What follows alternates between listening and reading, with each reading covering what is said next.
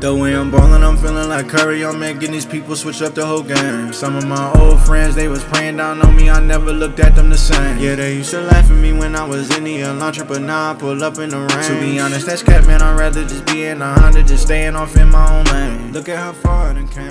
Hello, everyone. Welcome back to the Always Climbing podcast.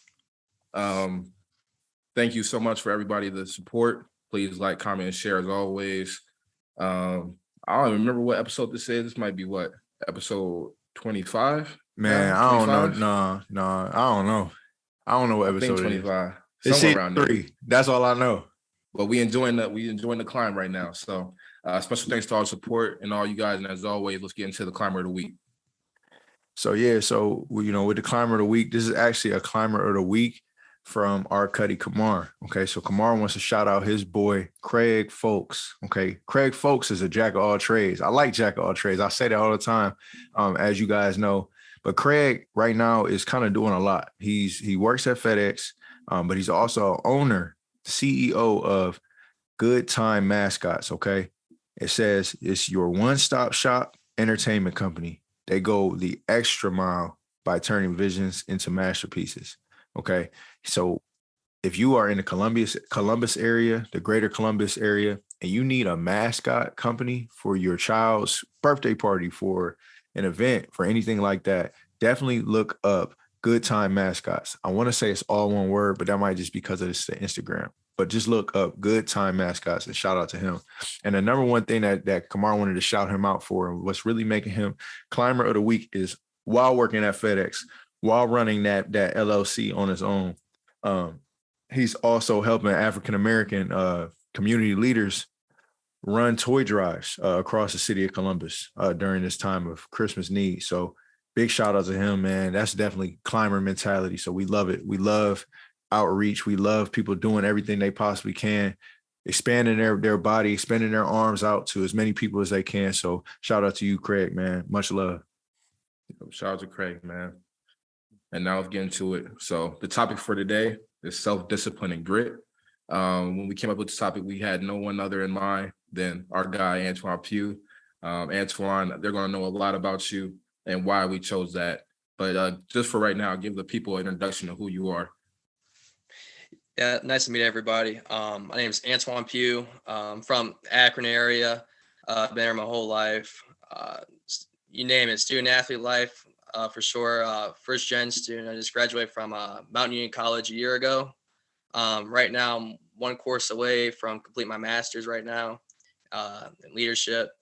And most everybody knows me from the wrestling aspect, right? I do my thing in wrestling, but it's just how I think I carry myself as an individual. That's what inspires a lot of people too. So I try to do that. Try to do the best I can out of that behavior, So for sure. And I can speak to that too, because me and Antwon know each other from the wrestling circuit. As you know, I wrestled in high school, got pretty good. And a part of that was my encounters with Antwon. We used to go and practice at Copley, and his intensity was so high in practice. It was like, okay, like yo, this dude, like I knew people that was like really going at another, but he just showed me what another gear looked like. And so I really appreciate that. This guy, highly accomplished wrestler in his time in high school and college. I'm looking at some of your college accolades, and I didn't even know it was this in depth. I think your last year you were 53-5, right? Yep. Your last year, 2-time All-American at Mountain Union, and then you were first at a couple invitationals at 157. So this is a guy that's wrestling is a huge disciplined sport. And I know your family's a huge wrestling family too. So I want to know a little bit about that background and how that built you up to where you are today. Exactly. I just got to speak first. I know, like, Javon, like, growing up, I always cheered for you when you were in high school, right? So I was like, sure. Even though we had our heavyweight, but I was hoping you would win all the time. And you see the interaction with my parents at the tournaments too, just the intensity and stuff. Yeah. But no, for sure. So, like, it's been a journey for me. I could say that it's still a journey right now because I was at Notre Dame College my freshman year, actually, and then I transferred to Mount, and I wrestled a lot of studs at Notre Dame College too. And I was ranked in the country. It was my freshman year though, so I was still growing a little bit. But I'll tell you what, my freshman year, just bring it up real quick. Like I know I wrestled for the people that like to debate, what's the difference between D1, D3, D2 and stuff. My freshman year, I wrestled Mekhi Lewis. He's from Virginia Tech. He was a National junior champ. world champ. Yeah, national champ, D1 national champ.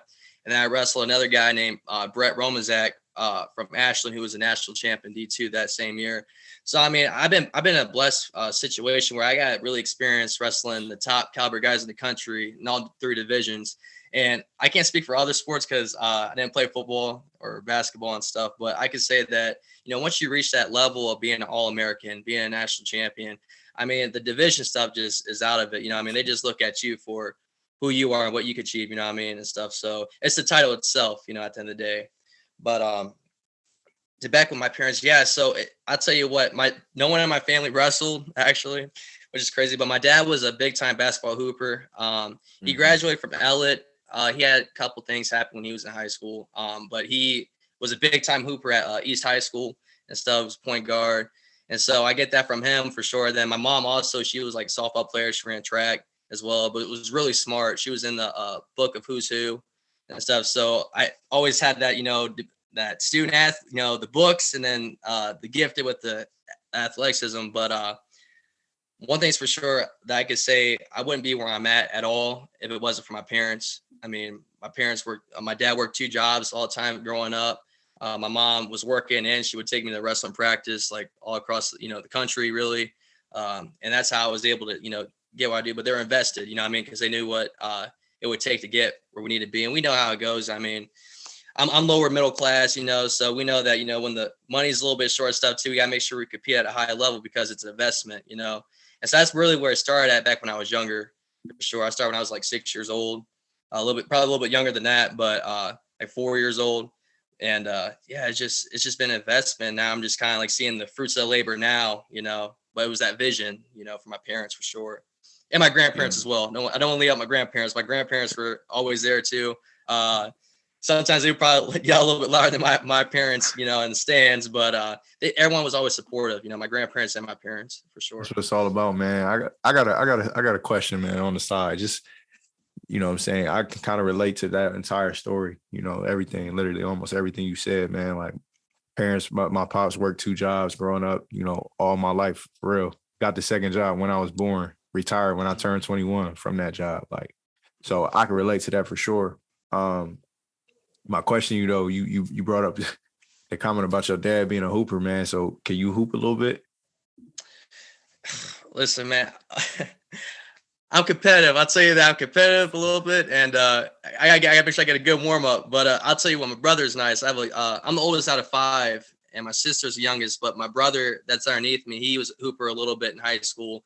He had an injury though, but he was probably gonna be the next best thing and stuff. But hey man, I can play some horse, maybe, I can play a horse. It's a reason why we wrestle, bro. It's okay. It's a reason, bro. Yeah, for sure. It's bad, but I'll tell you what, I'm competitive though. I tell everybody this: if I wasn't wrestling, and if wrestling wasn't during basketball season, I definitely would try to play basketball for sure, because just the competitive nature, man, for sure, and just hooping, so. For sure. Yeah, I was the same way. I tried to play basketball. Only year I played basketball was because Bryson didn't come out, and I was in 8th grade. I went right into the wrestling room, bro, where I belong. So that's what's up. But I want to touch on the culture within wrestling, because when people talk about wrestling, it's all about discipline, bro, and it had nothing to do more so with talent. Talent, of course, is huge, but if you don't got that discipline and work ethic, which is life in general, you're going to fail. And for you to have so much success, I want to touch on like, what did wrestling teach you the most throughout your time? You know what I mean? Yeah, I mean, I'll tell you what. So looking back at it, like when I was younger, and I won state titles, national titles when I was younger, compared to like now, when NCAA titles and stuff now, it's like, maybe because it's maturity for sure, right? Because we're grown now, you're turning young men now and stuff, but the discipline was always there. I tell everybody this: I may not be the strongest, I may not be the fastest and stuff, but no one's going to outwork me, And so I think it was with the help of my parents too. Like I used to practice like 2-3 times a day on top of school, when I was young. And even when I remember when I was in youth, like, like fourth, fifth grade, I was rolling around with like the best guys in the country in high school and stuff. And my parents were expecting me to, you know, take these guys, not get taken down and, dominate. And so, yeah, like I was saying, on the culture aspect of it, it ties in with leadership, believe it or not, for me, because like, as you have to lead by example. Wrestling's an individual sport. And so, in a way, just like in life, like you can look at somebody like a guy next to you, right? And they're on their journey, but like wrestling, you're on your own journey at the end of the day. So like, you're going to get what you put out of the sport. And for me, I always want to be the best and stuff. And I always want to win, just be the best. So I make sure I outdo everybody.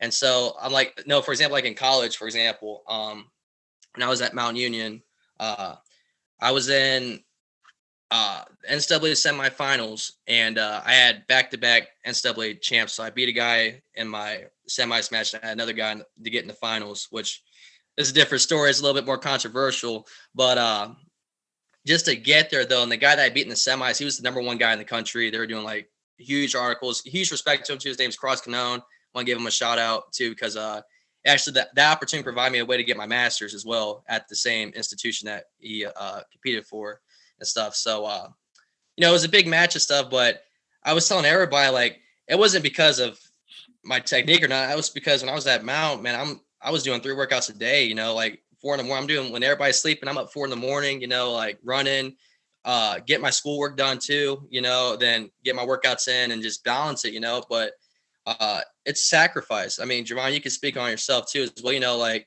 where everybody's out partying, maybe, especially if you're cutting weight, I can't really eat today, you know what I mean? But right, it's going to show at the end of the day. And I think for me, and it worked out now that my career's over and stuff, and I'm looking back at it, getting to where I was number 1 pound for pound in the country.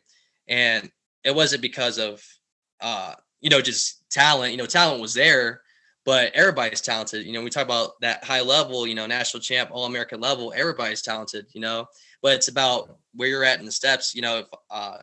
If I know one thing, like for example, if you're at an elite level, right, and there's another guy that's a national champ, right, in the same weight class, he's doing 2-3 workouts a day. Okay, so I gotta make sure I'm doing something different. Maybe I might get up maybe earlier than he might be. You know what I mean? I'm gonna do something to have that that bar. So when I go and wrestle this guy and compete against this guy, I know I had some type of advantage because I did more than he did in some area, whether it's the mental side of it, right? I took notes, watched film a little bit longer, or I stayed in the room a little bit longer, or I had another workout in, So it's really just a game of inches at the end of the day, just like with any sport, really.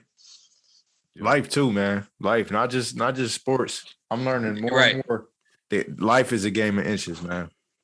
It really is, and like I really want to correlate with I really want to correlate my wrestling career with my life, because like how I've grown, developed, and stuff, and how you handle adversity, right? Like it's helped me for sure, and it helped me develop as a man.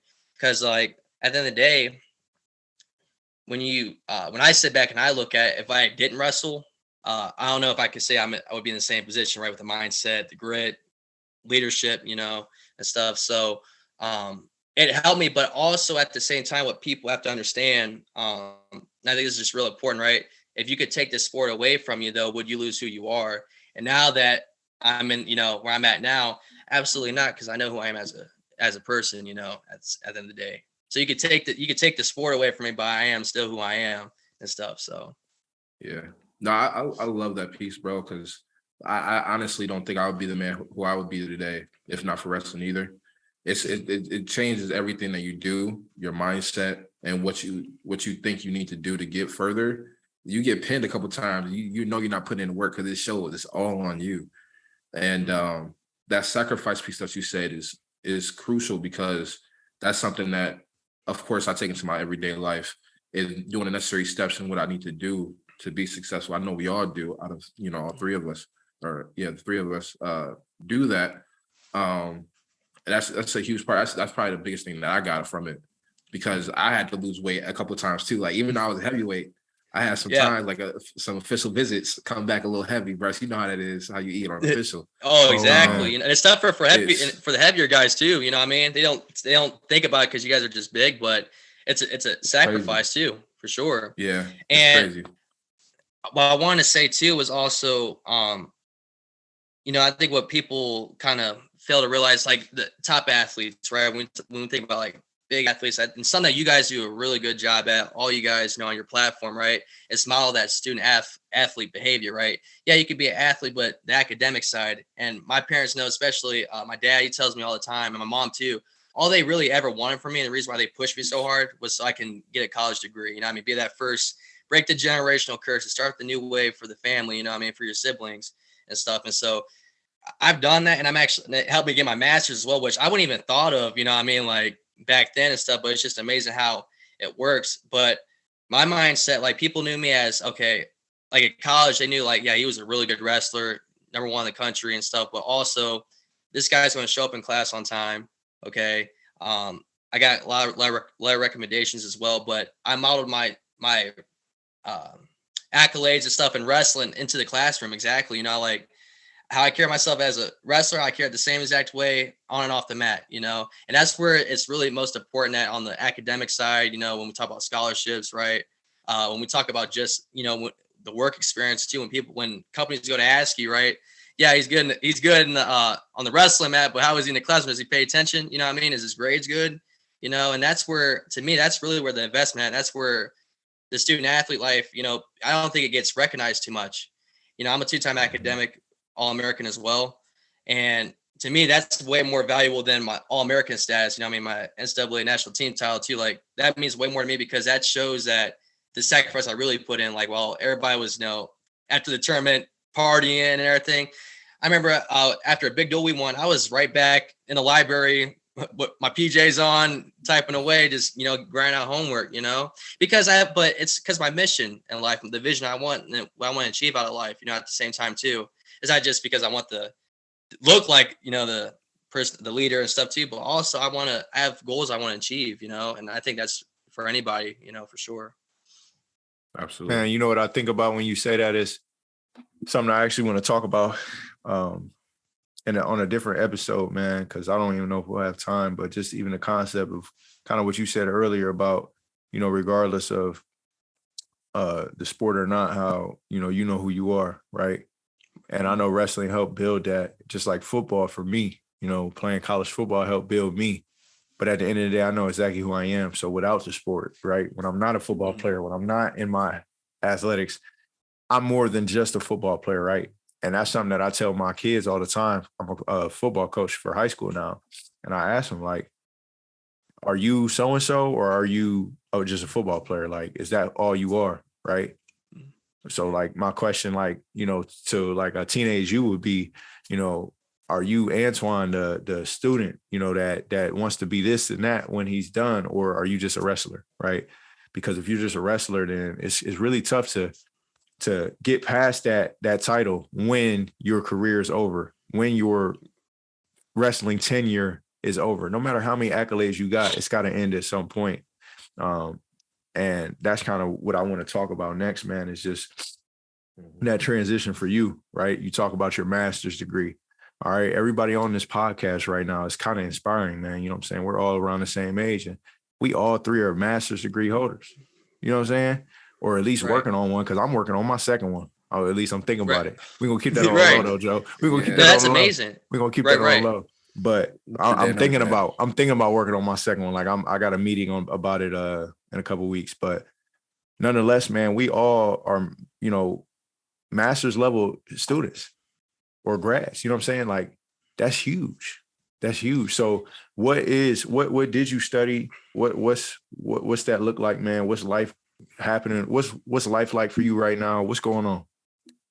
Right. So I just want to say too, like, before I go in that, just that's that accomplishment enough though, you guys achieving that level of education. I mean, think about it statistically, right? I mean, as minorities, you know, I'm mixed. So people are saying I'm Black, I'm Puerto Rican, I'm Russian, I'm a little bit of everything.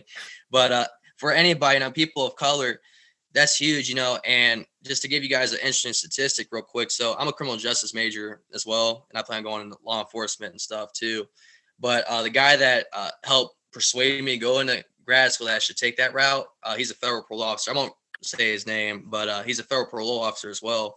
And he's telling me like, yeah, there's like no people of color that can even get into this position and stuff too, because they don't even have the academic accolade, you know what I mean, statistically, and that's like across the country. And I forget the number what specifically the number was for the number of people of color that attend higher levels of education and stuff, but it's low, you know what I mean? So that right there, in my opinion, shows a lot about, you know, you guys and myself as well, that, okay, we're trying to go above and beyond what is the norm, you know what I mean? We all have a mission, you know, a vision that is bigger than us. So I just want to say, you know, salute to you guys at the same time too, as well. You know what I mean? We're all motivating each other. It's aspiring, you know what I mean? And that's what we try to do, you know? For myself, you know, how everything's looking right now. Like I said, I'm finishing up right now. I have one more course at my grad school, finish up my master's and stuff. And right now it's weird because right now I'm in that transition of going in the career now, like getting ready to go in law enforcement and stuff. But once again, it circles back what you guys mentioned earlier, right? Discipline, self-discipline, right? Now, for example, I can't go into law enforcement if you're doing drugs. You can't go, like, you know, get in certain positions of law enforcement if you're doing drugs, right? If you're partaking that type of lifestyle, right? So you kind of have to be. So for me, it's like a double pressure because I had the discipline of wrestling, right? But my whole life too, I had to keep that discipline with my lifestyle as well. You know, I mean, the times where it's like, oh, I really want to go out and party, but I know I shouldn't be around these type of people or in this area. You know what I mean? So I'm gonna try to keep myself in a safe position because it's greater later, you know, and stuff too. But you don't want to do nothing to compromise yourself. And I think a lot of people, especially for any of the young audience on there, young students on there, right? You know, start thinking about what you want to do for your future. You know, it's never too early to start thinking about what you want to do in your life. You know, because for me, you know, I always knew I was gonna go somewhere in like national security, law enforcement, you know, when I was younger, you know, be a cop or something, you know, and, you know, just gradually over time and stuff, where everything happened and stuff, you know, that it needs to be changed and stuff. So I'm going to do my best to put myself in a position where they can't stop me from or prevent me saying, hey, you don't have this, so we can't put you here, you know what I mean, and stuff. So that's why I did went the route I did, you know, because to prevent any hesitation, any way of them trying to set you back, you know. So that's the game plan right now. So I'm not sure where I'm gonna end up being at. You know, I'm trying to stay in Ohio. Maybe got plans of maybe moving down to Florida too. But like I said, it's just part of the transition phase right now. I am coaching at Copley High School, giving back a little bit with that. Nice. Working with the high school and the youth kids as well. I love working with the kids more than the high school, but you know, it's a blessing either way. But yeah, just growing, just really just taking the time right now to take everything in and to stay on track of what we're going, you know, in this law enforcement route, you know, for sure. Where I might land at, I'm not sure, but you know, that's part of life. You know, it's just taking it one day at a time. You know, tomorrow is never promised. Yesterday's history, but today's a gift. That's why we call it present. That's one of my favorite quotes. You know, and so if you have that look on life, you know, the only one that can stop you is you at the end of the day, you know? So, but yeah. If you had it, man, if you got the ability, you know, I feel like the most successful people had the ability to look into the future and envision the future, right? But still focus on the present. If you got the ability to do both of those simultaneously, I think that's what true vision looks like. It's like, this is where I'm at now, right? I'm in the present. I'm living and I'm focused. I'm locked into the present, but I know exactly where I'm headed and I know exactly where I want to go. That's ultimate vision, man. That's ultimate focus right there, is being able to do that. So I appreciate that, man. And now with this master's program, remind me of what exactly you're studying. Yeah. So I'm studying leadership. The title is just leadership. And so what's amazing about this too, this is the first master's program in that college history as well. So if you think about it, right, you're already leading a way for the future upcoming class by being the first of that graduating class for that program. So to me, it's powerful. It's amazing. People ask you like, okay, so you're going, you have a degree in criminal justice, and then I have a minor in international affairs and diplomacy as well. And then I'm getting my master's in leadership. So that's going to help me for. There's certain positions in law enforcement people don't understand that just don't know really that you can't really get unless you have that higher level of education. You can't even apply for a position, which to me, like, what it's life, I guess. But I'm like, okay, so if I want to be maybe a chief someday, right, or if I want to go work as a head director, maybe let's say state troopers or the FBI, right, I don't want nothing preventing that. You know what I mean? So I went ahead and said, you know what, I'm already in school.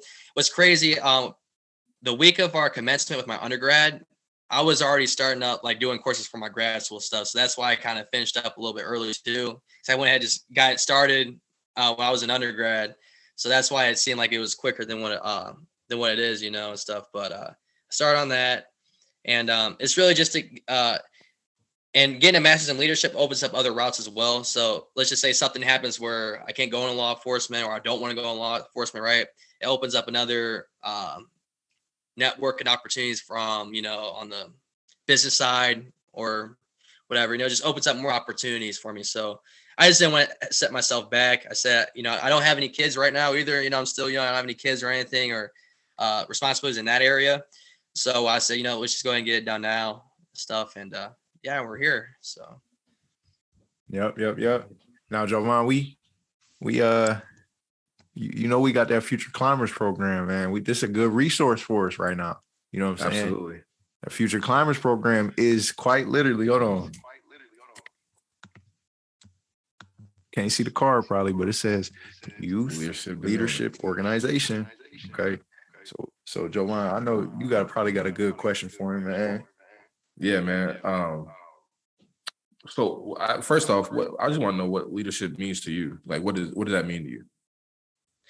Yeah. To be honest with you, taking everything in, if you would have asked me this before college, I would give you a whole different response. Now, since I went through this program, there's a lot I've learned from the program too, but there's some things that stand out, right? But to me, what leadership is this idea, and it's this quote, if it's not you, then who? At the end of the day, if it's not you, then who, right?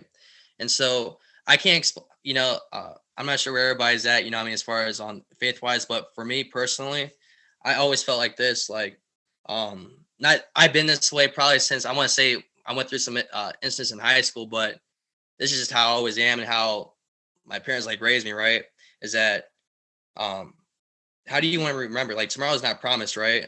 And so at the end of the day, how do you want to be remembered? Like, life's short down here, and then at the end of the day, there's a saying too, there's no coffins and there's no bunk beds and coffins, right? So when they put you down, it's just you. And I know, I stand in front of God, it's going to just be me.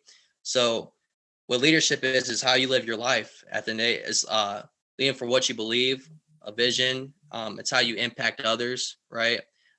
It's how you want to be remembered. It's a legacy, right?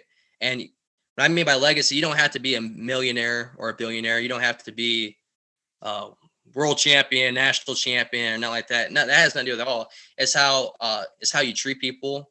It's how your parents look at you. It's how your neighbors look at you, right? And it's how you live with yourself. Can you live with peace with yourself, knowing that I've done the best I can by being the best version of yourself, right? And so when you do that and you have that outlook on life, and I mean, especially everything, we just got out of COVID, right? There's a lot of death. A lot of people are dying. A lot of people are gone that didn't think that they were going to make it the next day, right? I thought they're going to be alive the next day and gone the next, right?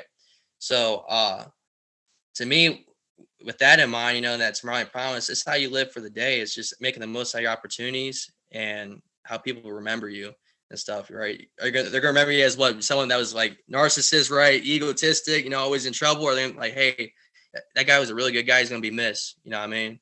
So, like I tell everybody this too. I could tell the guys in my room. I tell some of the people that are in the program too, in my master's program, like, at the end of the day, I'm trying to think how the quote went. the goal is not to live forever, but leave behind something that will. Mm, So I that's like in a that. nutshell. I would say that quote right there in a nutshell. That's really what it is, right? So Right. Now I know you said your idea of leadership changed a little bit from high school to college, right? I mhm. really want to know because you are really intense, and I had some teammates in college that their leadership style was misunderstood. They were, they challenge you a little bit in different ways that might rub you the wrong way, but at the end of the day, they just want to win as a whole, as a team. I want to know, have your leadership style, or have you ever had instances where your leadership was a little misunderstood and maybe you had to change and uh, kind of adjust yourself to the different surroundings or different people that you're engaging with? Yeah. So like when I got in high school, um, like for example, like Copley wasn't a big wrestling school. Like we had some good guys, Sam Wheeler, Isaiah Wheeler, and guys in the past, right? But as a team, they weren't always known to like Copley isn't known to dominate wrestling. And I always been a kid from Akron that just was representing winning state titles, national titles, and stuff too. So to Mhm. me, I had to like kind of like be a realization, like okay, like they're not on what you're on, right? And so in high school, I always try to lead by example, go hard and stuff. But how I would talk to my teammates, like, I'm like, hey, if I'm doing it, you can do it. You know what I mean? Like all the time. And I'm like, okay. So it helped a little bit. I mean, we there's a lot of tournaments that we won that we shouldn't have won and stuff too. I think because I helped. I was a team captain on that team like all 4 years, and so I helped even with the guys that were older, and so they look at me like, oh, this little guy don't know nothing. But um, they saw how driven I was. And so to me, I wasn't always vocal. I was more just like, you see me doing it, you can do it. You know what I mean? If I'm doing sprints and I see guys struggling next to me, right? I'm gonna try to push them, especially if it's like a heavy, like Armand or one of the heavyweight guys, right? I'm gonna try to push Yeah. them, you know what I mean? And let them know. Or if we're doing bear crawls or buddy carries and stuff, I'm right with them, you know what I mean? And stuff too. Let them know, like, you ain't alone. Um, but when I got to college, especially when we got to Mount Union, uh, it was weird because I I just felt like, hey, I just came back from Notre Dame College. I wrestled against two national champs. One guy's a world champ. I almost beat him. I had two close matches with Rice. So I know where I'm at, right? Yeah. So my main goal was I want to win a team title at Mount Union and stuff. And so I was like, okay, like we got a couple recruits there. My buddy Gerard James, he was a national champ. He got his brother Jordan James, he's a national champ there as well. A couple local guys as well, Luke Hernandez, who's all American. Other friend David Massey. But at the time though, and coming into that culture, and I was like, there's a team, Wartburg, that's where I'm at right now. They're like, oh, no, they never been beaten and stuff. They win the assemblies every single year and stuff. And they brought up the guy that was in my weight class. They're like, oh, he's never lost and stuff too. But I'm like, I just tell him like, hey, first I said, we're gonna do this. We're gonna do it all together. And so being more team oriented, I think that's what it was for me for college. I kind of was like, okay, being team oriented, I can lead the workouts in the morning, right? So what I did was they gave us like captains and stuff, but how we did our preseason workouts were a little bit different. So I always try to make sure if like say we had a run at like 5 o'clock, right? I'm there at 4. And I would message the guys, hey, you guys want to come in at 4, get a little bit some extra in early, right? Because this is our goals at the end of the day. If we want to get to these goals, we have to do this and stuff, right? And we have to do it together. And so Yeah. I mean, the coaches were surprised because we already had our warm up workout in. We were like everybody in the team's like ready to go and stuff every day. So, and I think it's because I know the vision I wanted for myself, but I also want to create the vision for the team as well. And when we saw that vision, and we achieved so much. We won so many team titles together. And everyone was just able to, iron sharpens iron, at the end of the day. So we were all just able to sharpen each other. And, yeah, it's just that's how it was. I think it's just having that team vision, but speaking it, speaking it, modeling the behavior as well. So, especially if it's, party nights, how college goes, people party guys want party on the team and stuff. I'm like, hey, we have to hold each other accountable though. If you see somebody messing up a little bit, you gotta let them know, hey, like let each other know so that way we can, we're all on the same page. Cause at the end of the day, I'm representing you, you're representing me, and we're representing the university at the end of the day and stuff. So that's what it was. And I think as time progressed, like I said, I was ranked number one in the country. We had guys that were ranked number one in the country. Our team for the first time ever was like, I think in the top 4, top 3 in the country and stuff. And so what I stressed on was like, now we're being nationally recognized and stuff too. So we really have to monitor our behavior, on and off the mat. And so, yeah, that's how it was, it wasn't nothing too confrontational and stuff. I mean, you have to deal with, there's ego sometimes with wrestling. It works out like, hey, you think you're better than me? We could, squash it out. But like, what was nice was like, even after a hard practice and stuff too, we all go out to dinner with each other and stuff. Right. Yeah. And just look out for one another. So for me, that was I try to lead that, and I had to vocalize that more compared to when I did in high school and stuff. And it worked out. It definitely worked out. We were able to achieve what we were able to achieve. That's dope, man. I think that's dope.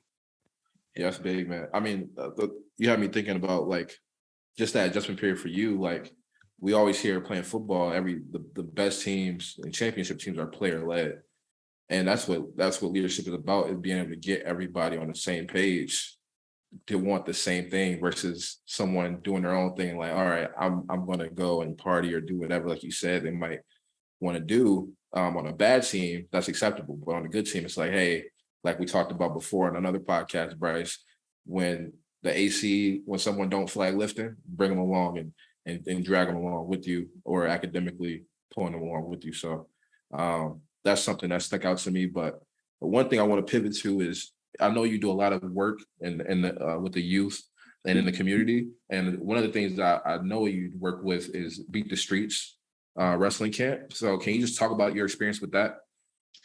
Yeah, I'll tell you what, guys. To me, it was really humbling. So one thing, like people, I get asked about a lot too. So this is just how I am. It's something I disagree on with other like top wrestlers that do clinics across the country, because they like to charge an arm and a leg for an hour, which is, to me, is like, that's ludicrous, man. Especially like for kids who don't have it. Because I grew up kind of blessed a little bit, because I had like the best coaches, like in the country, around the corner and stuff, and they never charged, or anything. Mm-hmm. So like now, as I got older, I got in position, got my accolades and stuff too. I just like giving back. I never want compensated or anything too and stuff. So I don't like any announcement either. So I like to fly underneath the radar, and boom. But they announced it on the brochure, and I was like, that's fine and anything. But I told them they were offering me, so I was like, I don't want no compensation. I'm doing this for free. I just like giving back, Especially, they're kids at the end of the day. They're innocent, They need that mentorship. They need that leadership. So it was a 3-day camp. I had a whole day reserved. It was kids from Cleveland. It was kids from Maryland. Kids actually from like the Beat the Street organizations from across the country. A lot of them being people of color, girls, boys as well. And to me, I loved it. I loved every moment of it, man. Seeing these kids, their face lit up, and taking pictures with them, and also just, show them the technique and stuff, but them being interested, right? And the genuine smile on their face when you pat them on the back, say, good job, and inspiring them. And to me, I'm like, I get goosebumps thinking about it now, because I'm happy. I just, it's something really, it's needed more in our communities, man, for sure. Like these, top athlete stuff, something like you guys are doing too, and it's guys that have achieved at least coming back, giving back, and telling these kids like, hey, you can do it, because they're invested, they're always looking for that mentor, They're looking for someone to tell them. They just some people just need told, say, hey, I believe in you, pat them on the back. Hey, I believe in you. You'd be surprised what they can go do, And so it was to me, it was kind of like my first big camp too, as well. I was just surprised how many people were, how many kids were there and stuff, and they're all attentive, they all were listening.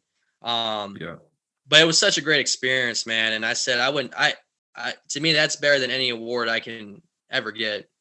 It's just that moment of, bonding with kids and knowing that they're appreciative, and they got me teed, man.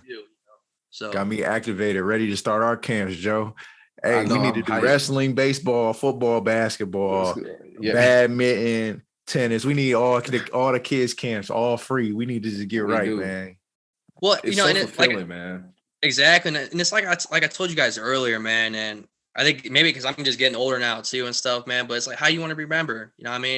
What brings you the joy? Like I said, if you to be gone tomorrow, how are people going to remember you? It's like this. And like I said, when I stand before God, and he gives you all these blessings and stuff too. I don't want to be like, yeah, I didn't use any of them. You know what I mean? Because of I was in a, because of a bad mood or I missed the opportunity. Nah, I'm gonna try and make the most of every opportunity, you know, and because people need it, especially now more than ever. You know, what I mean, people need it. People are on their phones a lot now. It's almost like a form of. I was listening to guys like this form of idol worship, man. People are always looking for someone to model, what I mean, and stuff too. So why not be a positive, model for somebody, you know what I mean? And so, yeah, that's how it goes, man. That's what drives me for sure, Mm-hmm.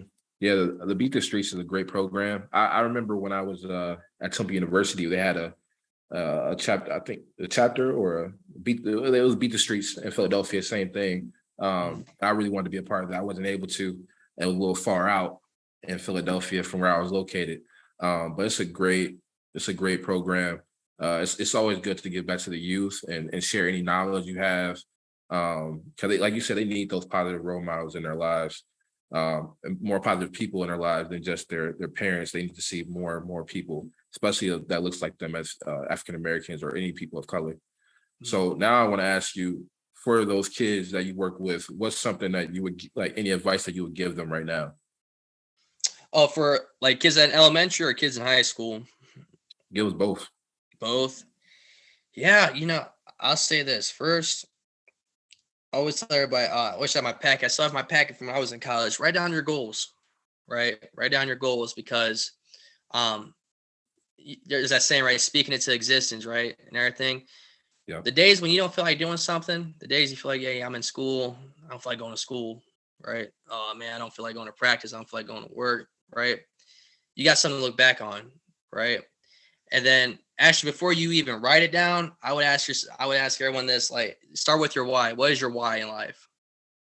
Why are you doing what you're doing, and where is it taking you? At the end of the day, if you can answer those questions right there, then you're good. Then write down your goals. Well, how do I get here? How do I get there? What do I need to do? Right. So write down your goals. Start with your why in life. That's by a guy named Simon Sinek. He has a good podcast breakdown from that, but starting with why. Figure out your purpose. To me, I'm a faith guy too. Like I said, get close with the Lord, let him provide you the way. Because I'll be honest with you guys, there's been so many miracles in my life, right? And trajectories, where I go, that really helped me to get where I'm at now. So I always give credit to him, and I always say, have your faith too, for sure. Develop your faith, develop your growth in that. And then also seek mentors. If you're young, you don't have anybody to look up to, right? Maybe your mom's not there, your dad ain't there. Seek mentors, get close to your teacher, get close to your coaches, right? Get involved a little bit more. Maybe get involved with a sport, right? Go seek that out, because what's going to happen is, and I know this too, because a couple of my friends too, what happens is when they're not, when they go to seek for that, right, eventually they're going to get in that whirlpool of that, that lifestyle, right? And a lot of people that I talk to, a lot of case studies that I've done too for like law enforcement, because I studied juvenile delinquency and stuff, right? A lot of the cases for that though is because they didn't have that parent in their lifestyle, right? They didn't have that older brother in their life, you know what I mean? So they're going to go seek out that, you know what I mean? And so whatever it may be, sometimes is that element of crime, right? So I would tell you, just make sure, get grounded, get, spiritually grounded, get grounded to, the right things in life, right? And surround yourself with the right people. It's like the law of attraction, right? You are who you surround yourself with. So Contagious. Yep. yeah, It's contagious. you have to, man. I see it all the time. I mean, I see it on the collegiate level too, as well. Guys that are grown, you know what I mean? That I know that were studs, that were, just had it all, but they kept being around that circle and that lifestyle, right? And look where it got them. And it's really because of this right here, what we're talking about, leadership, right? And that's kind of like my last big thing, is that you have to lead for yourself first, right? When you lead for yourself, and you got to stand for something. They say if you don't stand for anything, then you'll fall for anything, right? So you got to stand for something, right? It's got to be something good. Got to be something good for your life, what you want. For me, I'm the oldest out of 5. My parents worked their whole life. Grandparents worked stuff. So I want to be that inspiration for them. I want to take care of my parents. I want to take care of my brothers and my sisters and stuff, right? I want to take care of those around me and, be a good example for my community as well. So It's a burden. Sometimes it feels like it's a lot. It's a heavy workload, but like I said, it's an outlook though. You know what I mean? Because my purpose, I know God's plan for my life and the purpose He has for me. So I'm trying to make the best of every opportunity. You know what I mean? Because it's bigger than you. It's bigger than you, but you have to lead for yourself as well. You know what I mean? It's Right. life. You actually have to. It's a journey, so you have to walk it. You know what I mean? You have to walk it. And, so, that journey, sometimes you look around you and stuff, and people are behind, but that's fine because you gotta just keep going forward. You know what I mean? Keep climbing. It's Absolutely.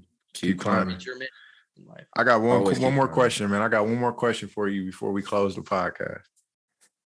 We like asking some people this question, and I want to ask you this. I feel like you're a good fit for this question. Mm-hmm. And my question to you is, where do you see yourself a year from now? You could talk spiritually, emotionally. You could talk actual, just physical, tangible things like a job. Where do you see yourself a year from now? It's funny. It's funny when people ask me that, right? Like in the future, I'm gonna be honest with you. I don't know. I don't know. Well, what I can say, what I do know is that I'm putting myself every day in a position, right, to get where I want to be, though, right? So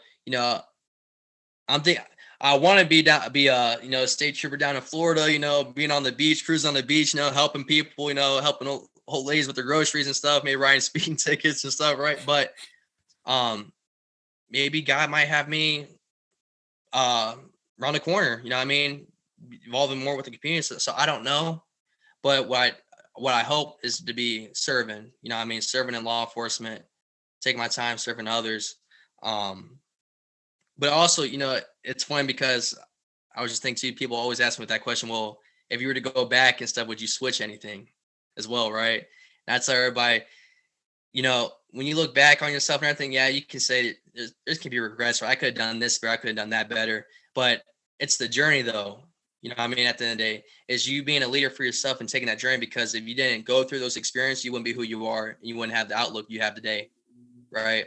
Yep. So on the future tense now, right, what we're looking at and everything, yeah, I hope I keep being a blessing for people. I hope I'm able to be in position to keep help people out. I'm in law enforcement, right? I have that master's degree in my hand in May. But just trying to be the best version of myself, be a blessing for others, give back, continue to give back for sure. And just continue to grow, just continue to learn spiritually, walking with the Lord. Yeah, I mean, like I said, anything can happen, and, life's crazy sometimes. We had a pandemic, right? Everything was locked down and stuff. So just coming out of that and knowing that, life's short too and stuff. It's just trying to make every day count, trying your best to make every day count. It's not every day's going to be a perfect day. It's not all sunshine, rainbows, right? But you need the rain. You need the rain sometimes, because that's how you get the flowers to grow. That's how it's how you get vegetation. It's how you get everything to grow. So it's just being optimistic, man. And thanking God for each day, loving everybody. If you got any issues where, oh man, I have a hard time forgiving, my girlfriend, or man, I have a hard time forgiving him, letting down the grudges, man, moving on, realizing that, having that grace in your life. You got to have grace, man, a little bit too, and having that compassion for others, man, as well. And when you're able to do that, I mean, it just changes your whole outlook, man. It's not that I have to, but I get to, Mm-hmm. So. Dope, man. I like asking that question. We like asking that question because man, a year from now, when you make it big, man, when you are at that whatever spot you feel like you want to be, we gonna be able to look back and just clip that little piece and be like, hey, shout out to Antwon. He's exactly where he said he was going to be, exactly where he wanted himself to be. And yours is so powerful because it's based in humility. You know what I'm saying? You just basically the number one thing I took, man, was, hey, I just want to be serving, man. I hope in a year by now, man, I got a degree in hand and I'm serving people. I don't care where I'm at for real. So that's humble, man, in itself. So I appreciate it. Hey, thank you so much. Sure. And like I tell everybody, man, too, like, you hit it right on the spot. Humility at the end of the day. I mean, I can't tell everybody how to, how you develop humility. Sometimes, man, I think it starts with, you guys explained something on your last podcast too. I guess you're talking about gratitude, right? And stuff. Well, to me, it's the same thing. It's the same exact area, man, because like I said, how do you want to be remembered? Tomorrow ain't promised. Now I can go in my sleep tonight. It could be my last time talking, right? I be in my sleep, but I'm gonna leave it something good behind though. You know what I mean? At the end of the day.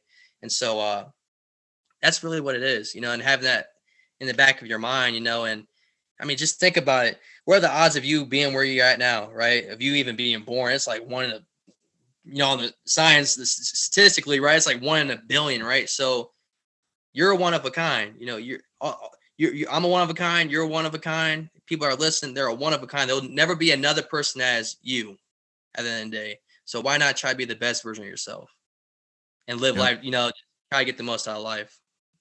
So facts, man. That's beautiful, man. I don't even think we need a 15-second takeaway after that one. I mean, I'll say something real quick, just talking about the way you carry yourself. I just am inspired by you, of course, from high school to now, to see where you at. I'm very proud of you, to see you, about to get this master's. And I wish you nothing but success, man. Your discipline, that's something that's one of the biggest things I took away from in high school, just constantly doing what you're supposed to do on a daily basis, academically, athletically, and never taking a day for granted and leaving no doubt to where you can be. And now this humility piece that I didn't even know as much about you. You were always humble, but I didn't know exactly how grateful and appreciative of everything you are. That's the biggest takeaway for me. And I hope a lot of our listeners pull that away from you as well, because you are such an accomplished athlete. And I hope they get a feel for that just from our conversation that we had. Well, I'll tell you this, hey, Javon, you inspired me, man. When you graduated, right, and you made your announcement and stuff too. I DM'd you too. You know what I mean? When you did, but you there was a term, I want to say it was one of those tournaments that I think I came in third. It might have been, I forget, it was my freshman year or my sophomore year. Took third and started a bad, you know what I mean? But I was cheering you on, rooting you on, and I think this tournament you won, you know what I mean? And I was like, I came over, I gave you a hug, man. I said, good job, man. At the end of the day. So hey, Bryce, you too, for what you guys are doing too, you guys are inspiring me at the same time too, man. Because that motivates me. Like, hey, sometimes it feels like with leadership that you're doing on your own, right? And you're living your life and you're trying to get yourself in position, right, to do something. And for another leader, I mean, they get inspired off other leaders as well. You know what I mean? So you guys are doing a great job as well. I just want to say thank you, for having me on, and but also just thank you for being that inspiration for people that are listening, right, and the lives that you're impacted, because you guys are impacting a whole lot of lives as well. You know what I mean? And that's how it goes, man. You know what I mean? It's just, I really respect both of you guys, and I'm thankful, man, for sure. It's a privilege to be on here, honestly. Much love, man. Much love, man. I appreciate that, man, from you. But you actually just made me change my 15-second takeaway. Mine is about to be way more unofficial than I was thinking. Okay. And I had a lot to take from this, but after you just made that comment, you made me think about the things that I've been actually thinking about more than anything recently, man. So this is my 15-second takeaway. There are really a lot of positive people in this world, man. Social media has turned our perspective on today's world so much. There is a lot of bad, but that's the only thing getting pushed out on all of these platforms. There is so much good in this world, man. You know what I'm saying? There's so many people doing things not for the accolades, not for the money or the fame, right? Like, who would know that Antwon is at Beat the Streets events trying to make a difference, not ask for no money, right? Who would know these things, right? It's so many good people in this world, man. You know what I'm saying? When we were talking to Luch, you know what I'm saying, not too long ago, same thing, same story. Like, Luch talking about all these extra things that he's doing, not ask for an extra dime. There's so many good people in this world, man. So I appreciate you, man. I appreciate so many people. Anybody listening, if you're doing any type of community service, if you just giving compliments, you keep bringing out that peace and positivity every day. At my school, you know what I'm saying, I'm a school counselor, Antwon, and what we do is every day, I'll do the morning announcements. Every day we got this slide. It says, be a hummingbird, not a vulture. And we talk about how a hummingbird brings people up. They're positive, right? They're being nice to everybody. And a vulture does the exact opposite. A vulture is somebody that's always looking for that person to go pick on so they can, you know what I'm saying, start gnawing at them and bring them down. It's a lot of hummingbirds in this world. I guess that's what I'm saying, man. That's my takeaway, man. So I'm appreciative, man. I think this is a good time to end the podcast, man. Just make sure everybody, if you felt moved, inspired, make sure you go follow Antwon. All right, we're gonna have his Instagram right here as I'm saying this. All right, go follow him, DM him if you got any questions, want to talk to him. Okay. And always just like, comment, subscribe, share, you know what I'm saying, post, rate our podcast and just continue to show love. We appreciate y'all so much. Okay. Absolutely. And just like that, love, peace, and that chicken grease. We'll see y'all later. Peace. Cuddy still alive with me. Used to have some friends that was fake, they would lie to me. I toast like when I hop on the track, I hope they vibe with me. Feeling like LeBron, he D-Wade, he threw the live to me. Lately, only thing I've been focused on is progressing. Only time that I'm focused on is the present. Someone told me looking in the past bring depression. And the future bring anxiety, so take it as a lesson. I'ma keep it real.